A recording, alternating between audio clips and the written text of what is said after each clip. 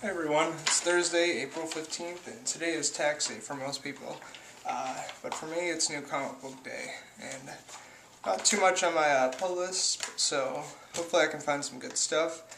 Keep in mind, Kick-Ass comes out tomorrow, but in theaters, not at mine unfortunately, but gotta get rolling, so hopefully I can find some good comics. And as stupid as I look, alright everyone, I'm back home. It's a long bike ride, but I got some good comics. So, try to recuperate from that bike ride. I have some great new comics to review. There are way too many hills in my city. Alright, be right back.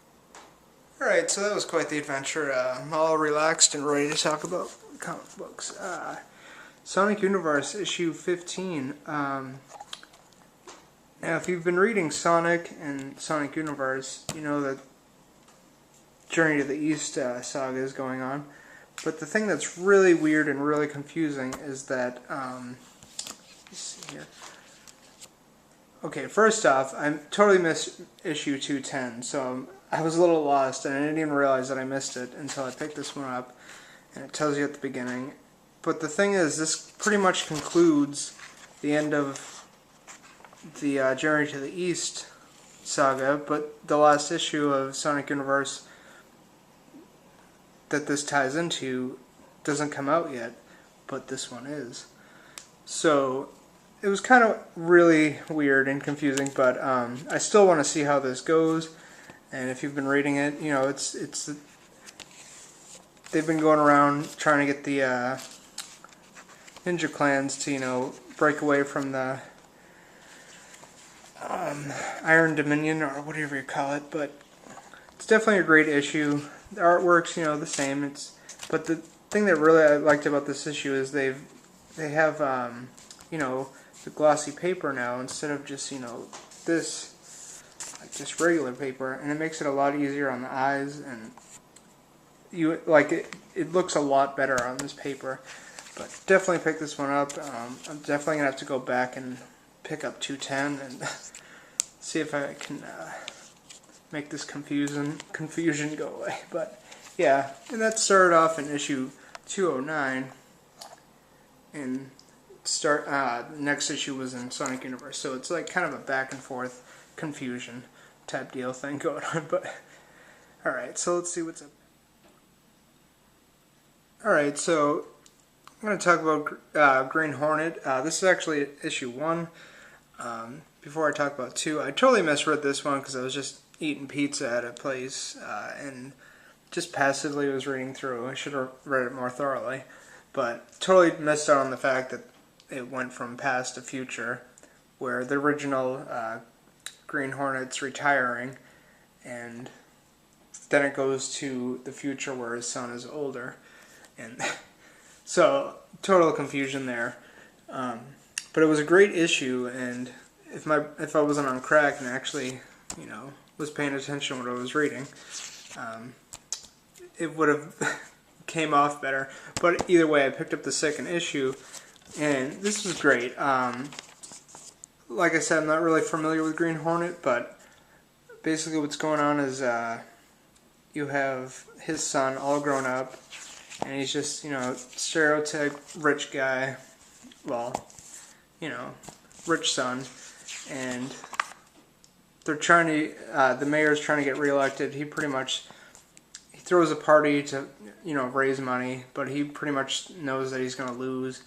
Out of nowhere, this hot Asian chick comes in, and it leads to a lot of fun, as you can see here.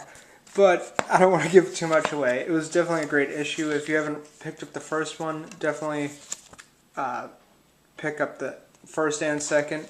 I'm assuming that this is going to lead to his son becoming a new Green Hornet. It'd be crazy if that's not what happened, but probably. And whoever this hot Asian chick lady is will be the, I'm assuming, what's his name's daughter, or somehow related, so the new Green Hornet. But yeah, that's that. Definitely a great book. I'd check it out. Alright, so second coming, X-Men. I love my X-Men. And a crossover is awesome. This is going to be a long event starting, well, it started in March. It's going to go through July, so that's a lot of books to go through. If you haven't been reading this, you really need to, because it's awesome. If you're a fan of X-Men books.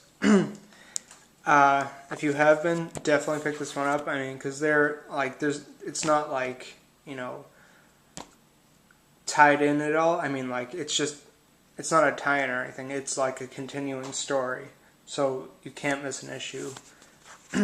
Or you're going to miss a lot. And this issue was great. I thought this guy looked like me, kind of. But anyway. The only thing I disliked about this issue, I'll just show you some quick art, was how they used kind of the same thing that happened in, what was the last book, with Nightcrawler. Just like every time they want to kill somebody, he's just like, no, don't, blah, blah. And I love Nightcrawler. And then they're just like, but we're X-Force, and we just kill people because it's fun. Not really, but, but, you know, they use that, you know, X-Men, and then there's, like, the evil X-Men.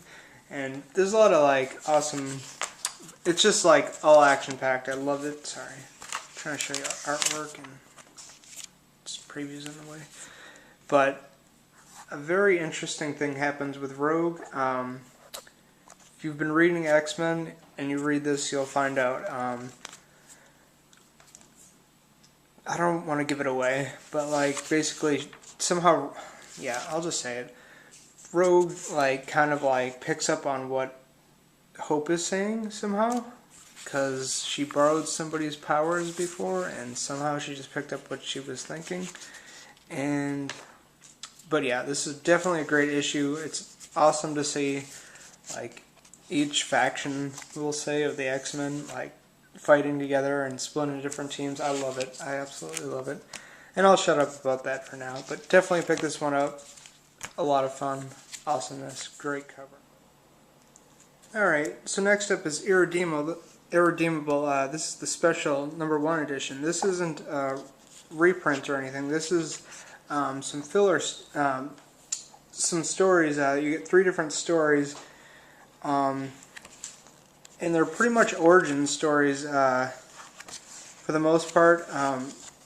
Actually, yeah, that's all they are pretty much. But they fill in a lot of gaps that are in Irredeemable / Incorruptible, that if you've been reading, you're just like, huh?